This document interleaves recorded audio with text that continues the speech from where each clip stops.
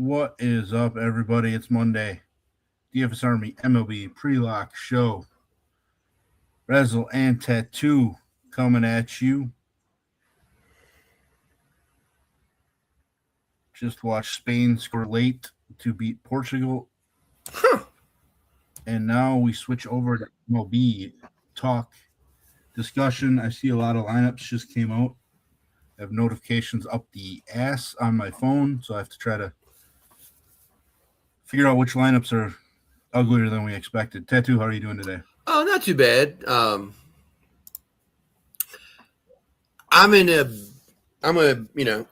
when you run one lineup a night, sometimes those rough patches can last, and I think right now I am in a little bit of a rough patch with my single entry, but I also know that means that a big win is coming. So, yeah, it's really funny how streaky something is when each day is technically a new day. So each day you technically should have the same chance at winning as you did previous day, but unfortunately that does not show true in how DFS works. No, it does not. For myself, I go on some pretty massive downswings, and then when they right themselves, it usually comes in a hurry. Yeah. Over a 2-week stretch really for me, since I play large field stuff. I usually get hot for a 2-week stretch, and then it's just hoping I can survive until the next stretch comes. My hottest stretch was not baseball, but a couple years ago in hockey. Like, I had 7 takedowns in the first 2 weeks of the season, and then like months went by before I sniffed anything. Like I couldn't get anything right after that. I mean, my last real hot streak lasted months, but that to me was more like just a big stretch that had some luck involved. Generally, my streaks are like 10 to 14 days, and then I kind of fall back a little bit. But I don't know. Still waiting for one of those stretches this season. I guess I kind of had one the first 2 weeks of the MLB season. Yeah, I had a nice streak at the beginning of this season. I think I know I had 2 like over $1,000, wins and single entries the first 2 days or something. Yeah, I mean every year, like clockwork for MLB, the first 2 weeks for me are super strong, and I usually have multiple large field takedowns, and then I go through a lull, and feels like one of those times where it's about ready for a turnaround stretch. So yeah. And I think you're the same way too. I've always had success like at the beginning of spring training. Yeah, I don't know if it's knowing more only than play spring training so I can play some prospects. Really, is all it is.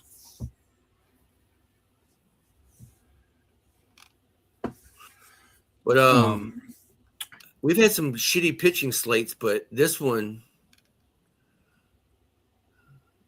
is something else. Yeah, this slate is definitely something. I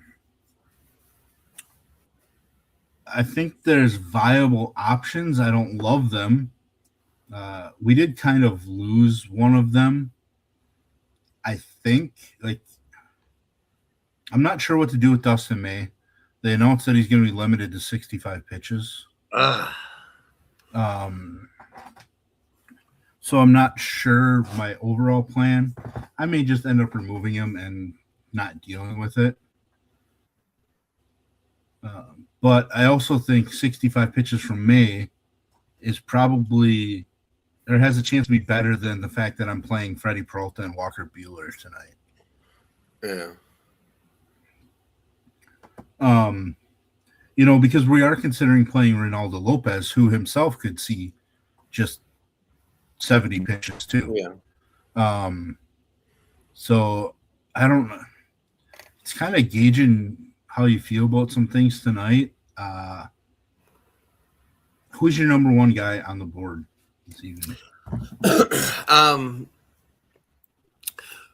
Right now, it's sorry, I swallowed something, but As you're supposed to. Yes, I'm not a quitter. I think it could be Griffin Jacks.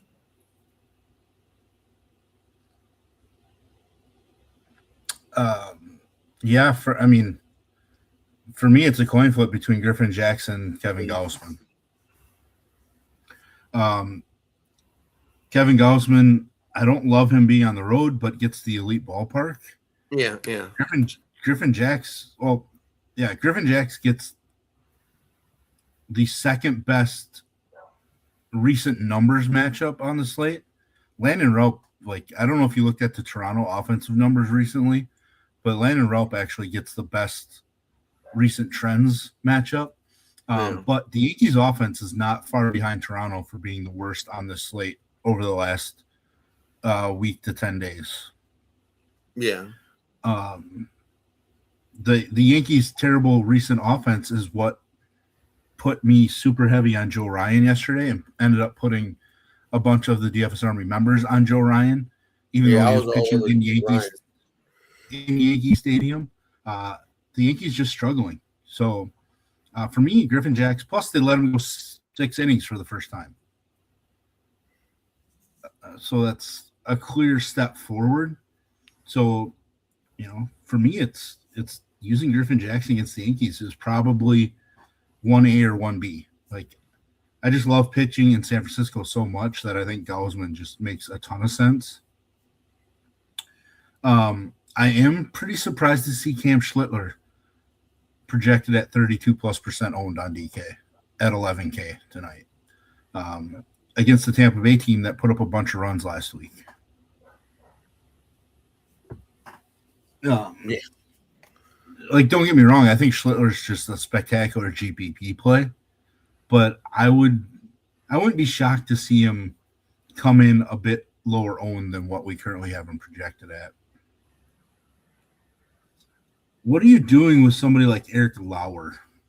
Because that's the kind of pitcher we have a bunch of on this slate, right? Yeah.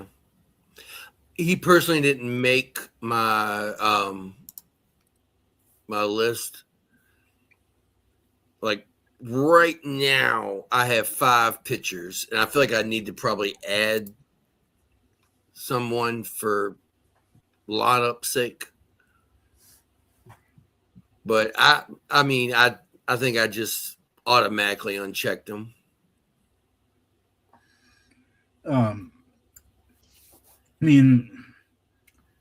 Colorado's offense has been pretty good recently, but they're still coming out of Coors. Yeah. Eric Lauer's first start with the Dodgers came at home against Colorado, and it was his best performance of the year with the Dodgers. I don't remember if it was of the year or second best of the year. So I feel like he started the season out with Toronto with an elite start. I understand why he's the best point per dollar play right now based on projections. The Dodgers are minus 247 favorites. The Atlanta Braves are the second highest favorites on the slate at minus 129. So it's a massive difference between Lauer as a favorite and the rest of the pitchers on the slate. So for that, he's just so much more likely to get those 4 points. And on a slate where I think I said on my video, I would be super happy with 18 to 20 DK points from my SP2. I actually think it's probably a slate where we're likely to get 16 to 20. And those 4 points make such a big difference, in a 16-point return. It's 25% of the points. like he just gets such a big boost compared to the rest of the slate, pitching wise, that I think we just have to use Eric Lauer tonight. What about Shane Drohan? I thought about it, but I feel like I like St. Louis, the St. Louis a little better than Drohan. I remember, I cannot remember. I remember he followed up. He played Cincinnati twice in a row, correct? Was it twice in a row? I should probably look. Yeah.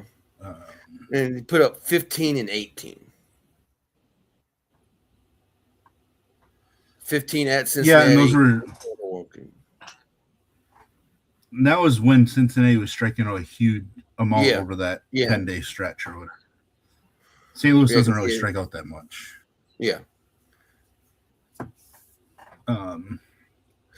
So, I mean, if you look at his numbers, that 15 and 18 are like his highs for the year. Yeah, he had one with 21 against the Cubs. 21 against the Cubs and like a 16 versus Colorado. Yeah, and that 21 against the Cubs, he followed an opener or something because he only threw 42 pitches, and went 4 1/3 and still got the win. So that means he didn't start the game. Yeah. So that does change things as well. St. Louis has struggled enough offensively, so like I wanted to consider it, but just like you, I'm not getting on Shane Drohan at all. I just feel like his 16-ish is probably his ceiling. Yeah. Maybe 20. But we're more likely to see maybe the 20 if he gets the win. But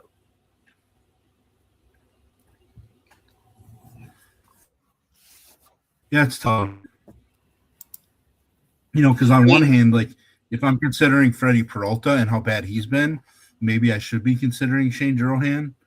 But I still want to believe that Freddie Peralta has 8 in him at some point. I don't know. Maybe he doesn't anymore. I don't really know because he hasn't shown it. But I want to believe it's still there.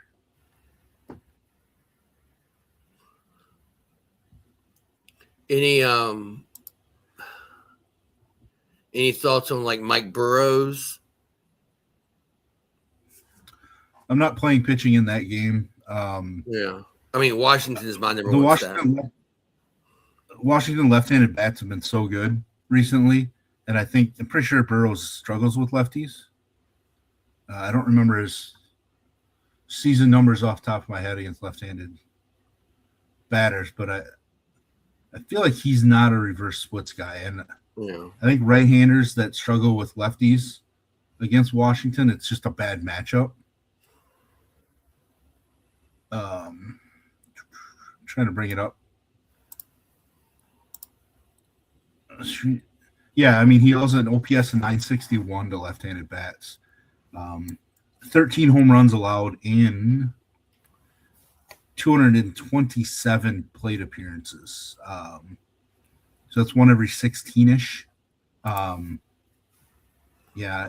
Slugging percentage of 569. Left-handed hitters are hitting 317 against them. Like, it's just not a good spot against James Wood, CJ Abrams, Luis Garcia. Like, Wood and Garcia are on fire. Dalen Lyle's on fire. And then CJ Abrams is always capable of a double dong. So it's just not an ideal spot. Plus, it's not like he's super dominant against right-handed bats either. He's given up 6 home runs to them in 170. So, 28 plate appearances. So it's a drop, but, he's not dominating right-handed bats either. Like, right-handed bats have right around league average OPS of 694 against him. So I just don't think it's a great spot. Now, he gets a little bit of a boost in the fact that his road numbers are much better than his home numbers. But he still has an ERA over 4.2. on the road.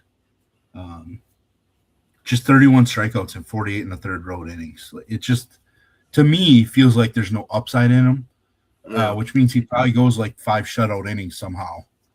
But it's baseball. Yeah, we make decisions based on what we see coming in.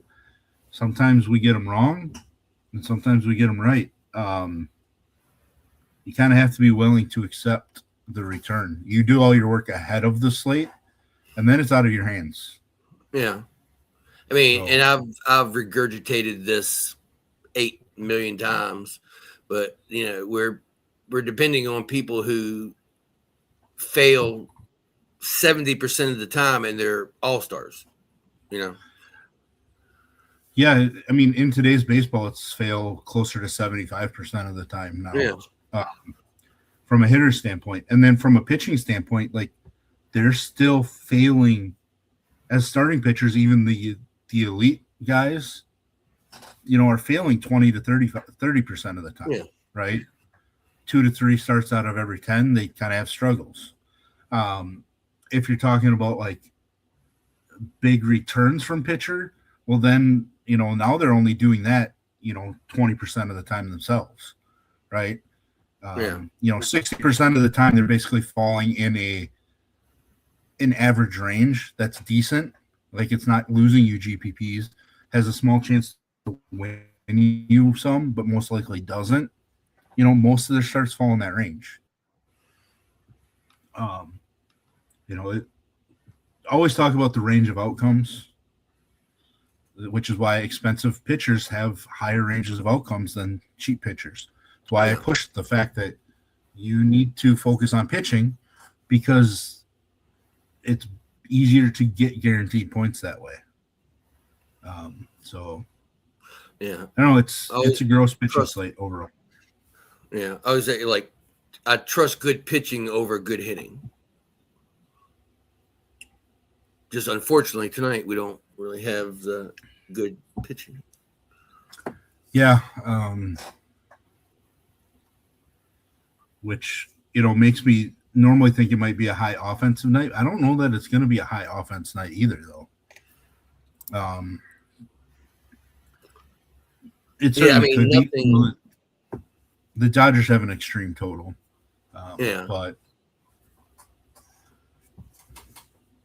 But nothing's popping like it has been, I think that I think some of the temperatures have come down. Yeah.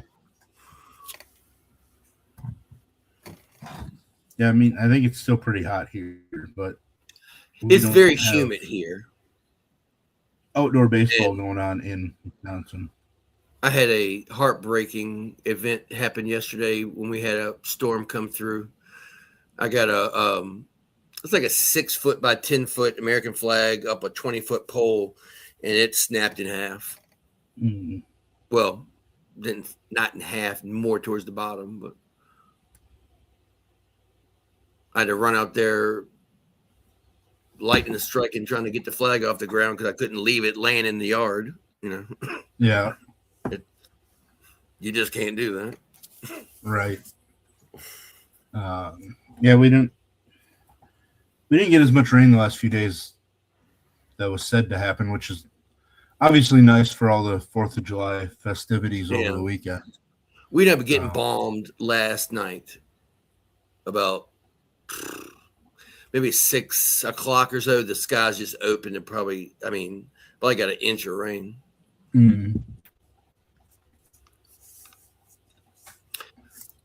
Well, I think we know pitching, we probably spent too much time on crappy pitchers. Probably. I mean, I did say I was going to play Walker Buehler, so that's probably how we should end our pitching. Really, it's because I'll just explain Walker Buehler. Arizona's overall offense has been weak enough recently, and Walker Buehler at home has been fine. He's not great by any means, but he's been fine. And I think fine leads you to 16 to 18 DK points that we can get out of Walker Buehler and we can get out of Eric Lauer tonight. That's really all it is for me. I hate the idea of it, but I'm doing it. Yeah. From an offense standpoint, we get the Dodgers with a run total, we get the Nationals, and we get the Astros. I guess the Braves too. I don't quite believe the Braves run total be that solid, but I understand why. But for me, it's the three teams really stand out above the rest. How did you order them? The Dodgers, Washington, and Houston. Washington, Dodgers, Houston. Same exact order that I have. I debated Houston at the top spot to be a little different. I did too, and then I deleted him. I put him as my top, and I was like, I can't do it. I did it over the weekend for a slate, and it did not work out for me, and I questioned myself why I was doing that so much. It might have been yesterday. I don't remember. Everything ran together this weekend. It wasn't enough individual bets on Houston that I felt like putting him like number one. I'm like, I'm going to put him number one and list two players. You know, I mean. Yeah, I mean, for me, it's really three guys that I want, and then guys that I feel forced to include with them. Yeah. Washington's lineup, though, took out like Jose Tena, who I really liked recently. Like he's not in the lineup. Keibert Ruiz is not in the lineup. So, you know, that annoyed me. But I think from a three-man standpoint, Washington is stronger right now than the Astros. Even though I think Jordan's hotter than James Wood, but they're super similar. It's just Luis Garcia has been better than Paredes, and Dalen Lyle has been probably a little bit better than Christian Walker. Yeah. But then you get C.J. Abrams as a fourth with Washington, and I don't really enjoy playing Jose Altuve, so I don't really know what to do with Houston outside of that. And Dodgers, it's just you play everybody in the lineup, right? Yeah. At this point.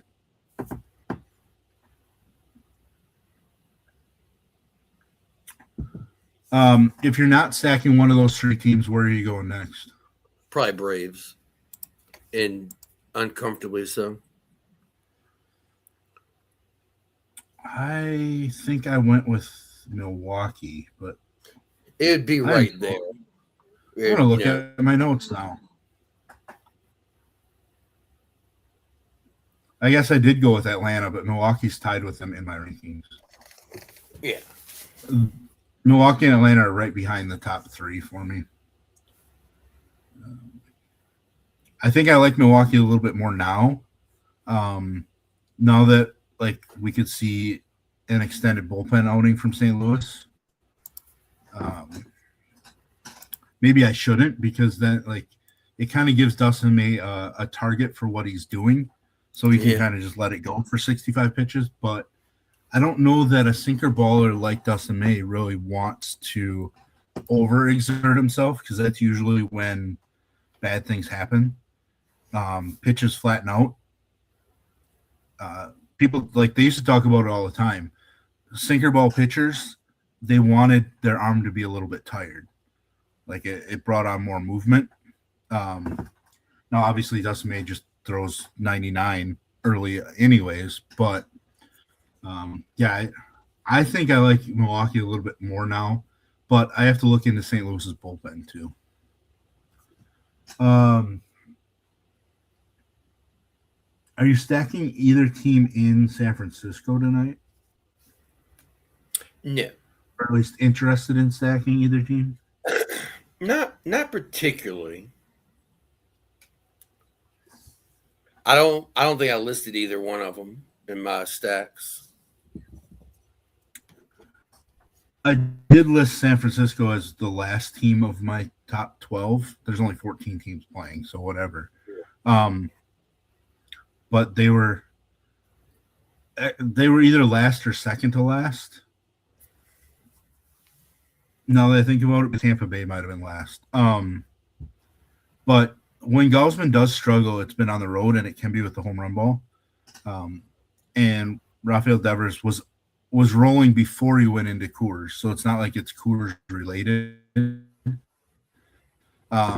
So there are just a couple bats in San Francisco that I could see surprising. Plus, Devers has crushed against Gausman in the past. Actually, Devers and Luis Arraez, I believe. Let me quote the numbers here, but combined, Rafi Devers and Luis Arraez are 20 for 45 with a home run, 9 doubles, and a triple against Kevin Gausman in their career. 20 for 45 between those two. That's kind of the reason why, really. I don't necessarily love the rest of the lineup all that much, but San Francisco can struggle, Gausman can struggle on the road, even in that ballpark. So I'll take a chance there. I did mention I did include Tampa Bay. I don't really want to pick on Schlittler, but just in case his recent starts kind of are a trend going into the All-Star break.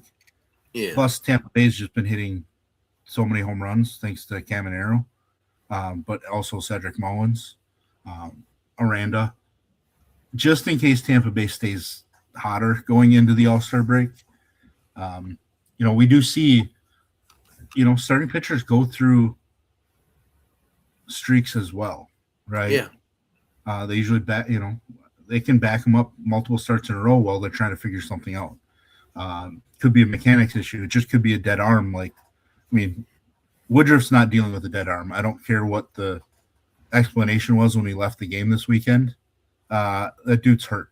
Because he just came back from the injured list. It can't be a dead arm. Yeah, it can't be a dead arm already. Yeah. So Schlittler could just be having some issues right now, and if he's not sharp, the Tampa Bay Rays are just scoring runs. Yeah. So I had to include them in my rankings, which for me then leaves the Yankees and Toronto outside of my main stack grouping. Because I main stack 12 teams every slate that has 6+ games.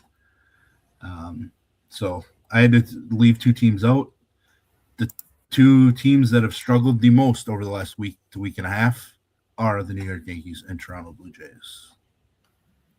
The Yankees one's the dangerous one. Yeah. It's basically like I'm just only relying on Griffin Jacks, and that's scary given the amount of power that the Yankees do have. But I'll live with it. I don't what are the teams that you really have zero interest in stacking tonight?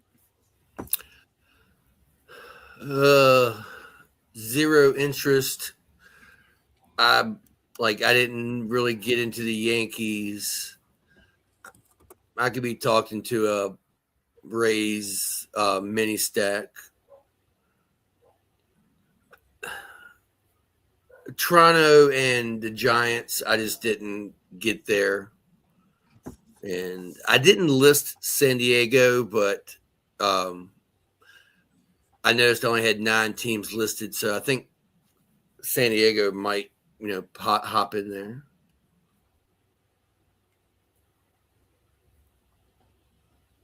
And I let San Diego. Huh? Well, I was just gonna say I think San Diego's a team that could surprise a little bit tonight. Yeah. The game total in that one's better than the Milwaukee-St. Louis game. Yeah. San Diego's I think 3rd in leverage. Yeah, I should probably switch over to the leverage tab here just to get an idea. Colorado just had a few bats that I'm really kind of interested in. And, Goodman killing lefties. Kyle Karros, I think he hits lefties well, and he's been hitting, hot recently. Cole Carrig. The problem with the Rockies is, as a team, they're actually pretty bad against left-handed pitching. Lefties, yeah. Team ISO of 131 against them. Yeah, I had a hard time 5-man stacking them, but I could take if I wanted to pay up. I mean, it makes it tough with Dodgers and some of the Washington guys, but if I wanted to pay up for a Goodman and for a one-off or pair him up with somebody. Yeah, Colorado hits a home run once every 47 plate appearances against left-handed pitching. Yeah. So like just their overall numbers are scary, and that's including Hunter Goodman, who hits a home run one every 12 plate appearances against left-handed pitching. So if you remove Goodman out of that, it's really, really bad. It is roughly without Goodman, they've hit 13 home runs in 838 plate appearances. So what is that? One every 120 plate appearances for a home run against left-handed pitching by somebody not named Hunter Goodman. That's really, really bad. Yeah. Really bad. I like Cole Carrick because I'm a big fan of him as a prospect. So, like, I'll never talk somebody out of playing some Cole Carrick.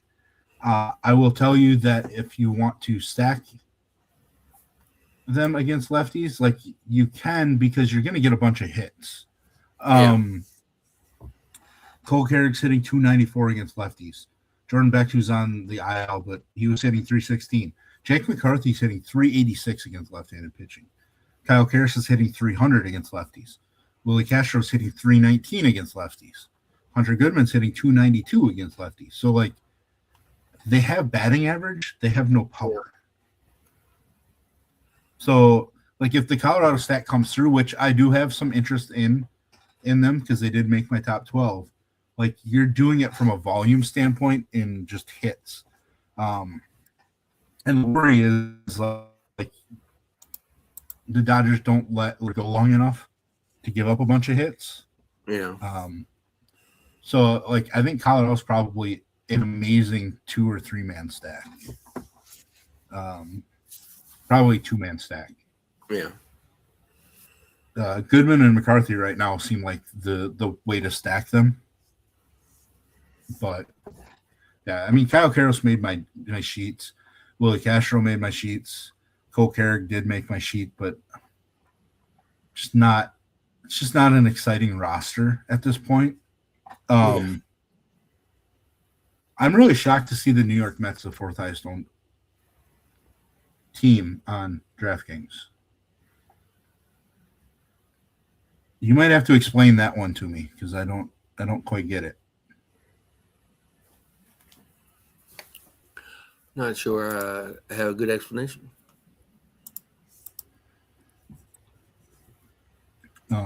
Yeah, it makes zero sense to me. I'm just staring blankly at the screen and seeing them up at 4th just is blowing my mind. I mean, unless it's points per dollar to help get in Dodgers and Nets. I mean, I guess they're 4th in point per dollar, but I mean, they're 11th in batter WOBA, and 9th in the pitcher WOBA matchup. So, like, they're at the bottom, bottom third of the slate in both those metrics, which are kind of important. So I don't get it. San Diego's cheaper, virtually the same average point per player with a better point per dollar rank. Yeah. With a better, or basically the same implied run, a better implied run total on the slate as well. So that interests me a bit more. I'm going to stack some of the Mets, but that makes me want to fade them, which I don't know if that's the right thing to do or not, but I mean, I guess I guess given that it's a 7-game slate, we kind of have to make some weird decisions tonight. Yeah. I was just kind of glancing through after you're talking about the Mets being, like 11th and 9th in pitcher and batter WOBA. Mm-hmm. So I just, like, my eyes just trying to catch green. And, one of the teams that has green in there is Colorado, 2nd in batter WOBA and 5th in pitcher WOBA. Yeah, that just goes back to the fact that Colorado just has a bunch of singles hitters against left-handed pitching. If that was OPS or ISO in those columns, like they'd be pretty low. But yeah, it's an interesting combination there.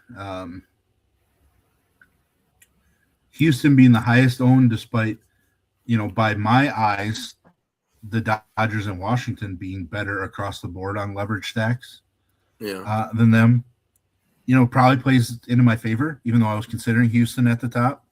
Probably going to work out pretty good that I went with Washington first, because I kind of flip-flopped those to save, I guess, to get some better ownership numbers. I mean, it's not a huge difference, but it is still a difference. Yeah.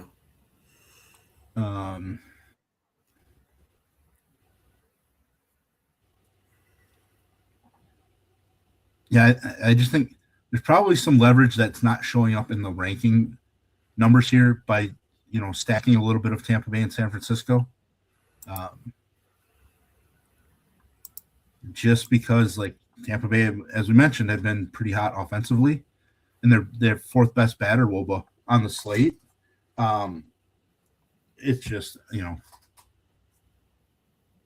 dangerous given the matchup. Yeah. But you don't have to have much exposure to be overweight on them if they do come through. I think Ronaldo's actually pretty fine as a player. His biggest issue is health, really. And they're just extending him out.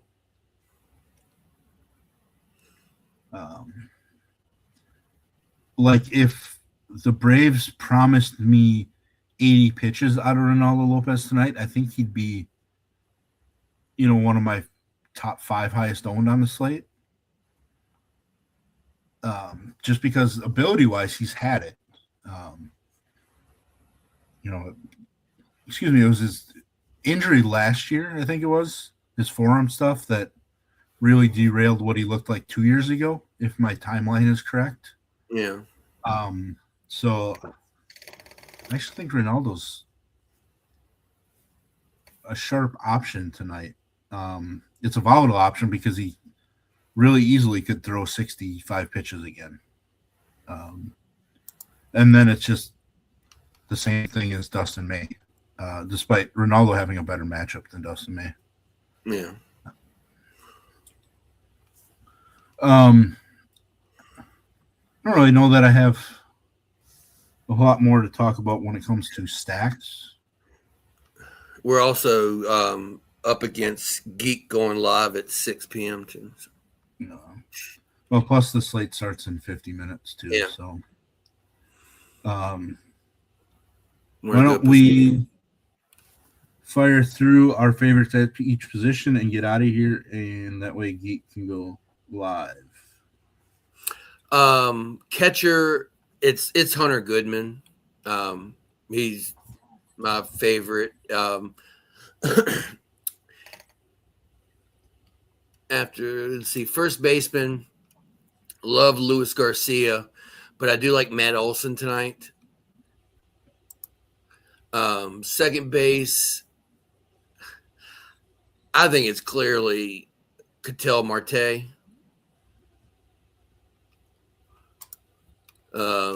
Third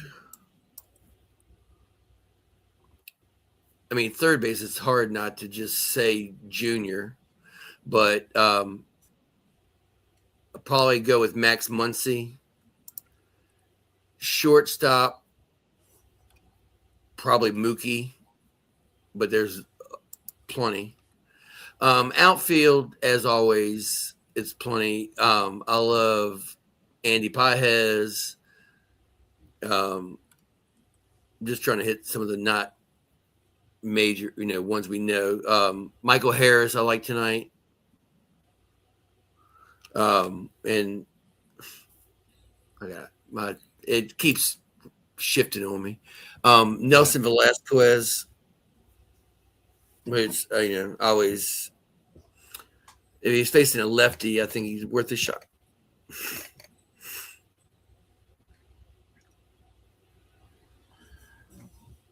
I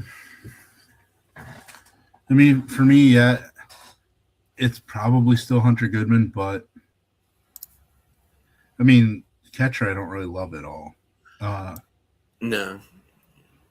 I think really if I'm going to 5-man stack Washington, I would probably just throw that the hell's his name? Miles.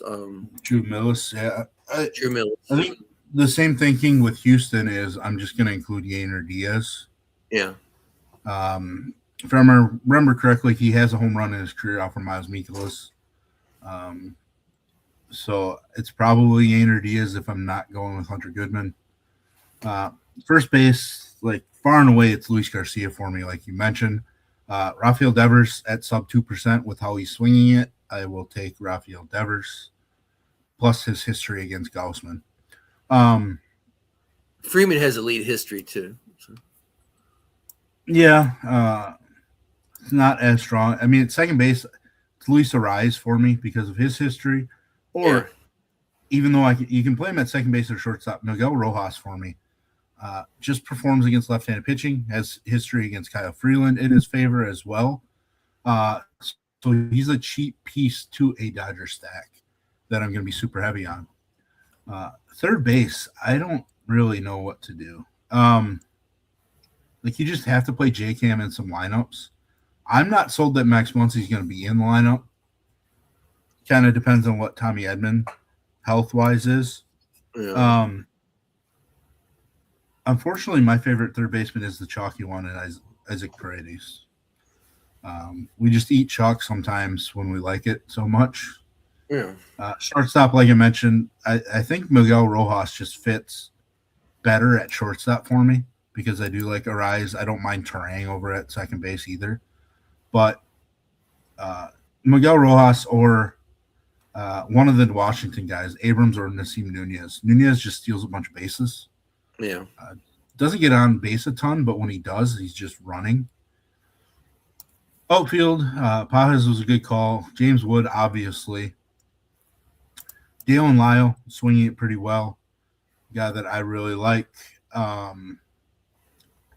Garrett Mitchell, still kind of on fire. Yeah.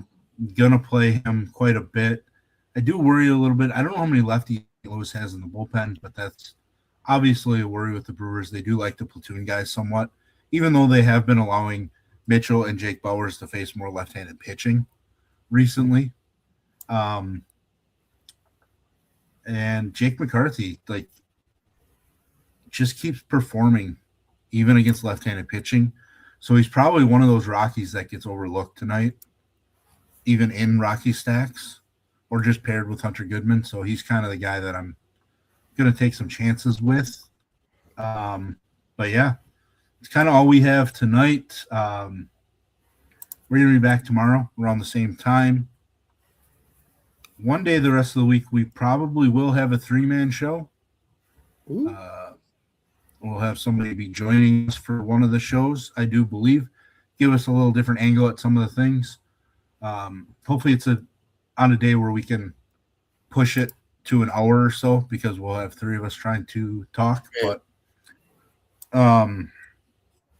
if you are a member of DFS Army, hit us up in Discord. If you are not, scrolling at the bottom of the screen, the best code that we have right now for membership, Best Ball 2026, gets you 20% off any NFL or VIP Core 4 membership. Core 4 does include baseball. If you want to join us for just baseball only, code RAZ or Tattoo get you 10% off monthly.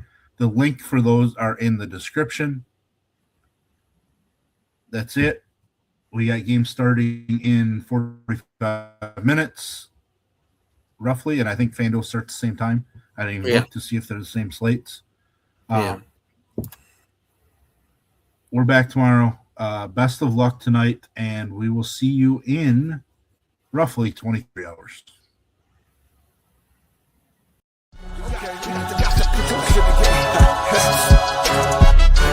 Got the best coaches in the game. We really ain't playing. We regroup up in the Slack chat where the coaches debrief. We be piecing these puzzles, occupy the chunk of the pie. Ain't no lie when we hit the block. Helmets, casket is top. You be seeing helmet after helmet, helmet after helmet. First place, second place, fifth place, eighth place, 12th place, 15, 16, 20.